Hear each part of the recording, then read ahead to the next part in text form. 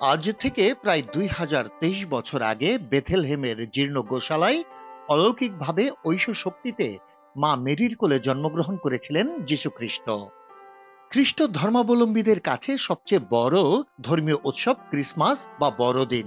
প্রত্যেক বছর ২৫শে ডিসেম্বর যিশুর জন্মদিনে বিশ্বজুড়ে বড়দিন উদযাপন করা হয়। তারই ধারাবাহিকতায় বাংলাদেশেও উদযাপন করা হচ্ছে বড়দিন।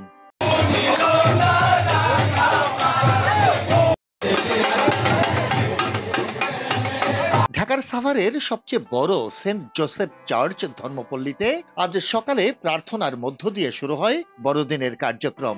তারপর বাহারি রঙের নতুন পোশাকে কুশল বিনিময়, সমাধিস্থলে শ্রদ্ধা জানানো, ধর্মীয় সঙ্গীত, কীর্তন পরিবেশনা ও আলোচনা অনুষ্ঠান সহ নানা আনুষ্ঠানিকতায় এখানে উদযাপিত হয় বড়দিন বা ক্রিসমাস।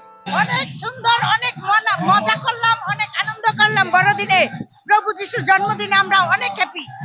বড়দিন মানে আমাদের যিশু খ্রিস্টের জন্মদিন, বড়দিন মানে আনন্দের দিন। তাই আমরা বড়দিন খুব আনন্দের সাথে উদযাপন করি এবং সবাইকে বড়দিনের প্রীতি ও শুভেচ্ছা জানাই। আমরা বড়দিন হচ্ছে আমাদের অনেক মিলনের দিন, বড়দিন হচ্ছে আমাদের খুশির দিন। আমরা বড়দিনে নতুন সুন্দর সুন্দর শাড়ি কিনেছি, সাজগোজ করেছি। আজকে অনেক মজা করা শুরু করেছি মাত্র, এখনো বাকি আছে, সারাদিনই মজা করবো আমরা। বড়দিনে তো আনন্দের দিন, সবার সাথে আমরা আনন্দ বিনিময় করেছি। এই তো পড়ে আছি এগুলোই কেনাকাটা করলাম। আর আজকে বড়দিন মানেই হচ্ছে ভালোবাসা প্রকাশের দিন। আর আমরা চেষ্টা করছি যে সবার মধ্যে আমরা ভালোবাসা বিনিময় করতে। আমাদের যীশু খ্রিস্ট আজকের দিনে জন্মগ্রহণ করেছিলেন।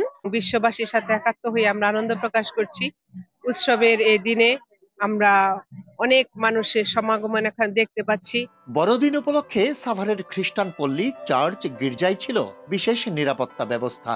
পুলিশের পাশাপাশি সাদা পোশাকে গোয়েন্দা নজরদারি ছিল ধর্মপল্লীতে। সংখ্যালঘুদের জন্য সবসময় প্রাধান্য দিয়ে থাকি নিরাপত্তার জন্য। আপনারা দেখেছেন যে বিগত দুর্গাপূজায় আমরা যে রকম কোনো রকমের অপ্রীতিকর ঘটনা ছাড়াই সুন্দরভাবে দুর্গাপূজা যেভাবে উদযাপন করেছি, এটাও আমরা এই বড়দিনের যে উদযাপনটা আছে খ্রিস্টান ধর্মদের, এখানে সাভার আশুলিয়ায় 37টা গির্জা রয়েছে, 30,000-এর মতো খ্রিস্টান বসতি।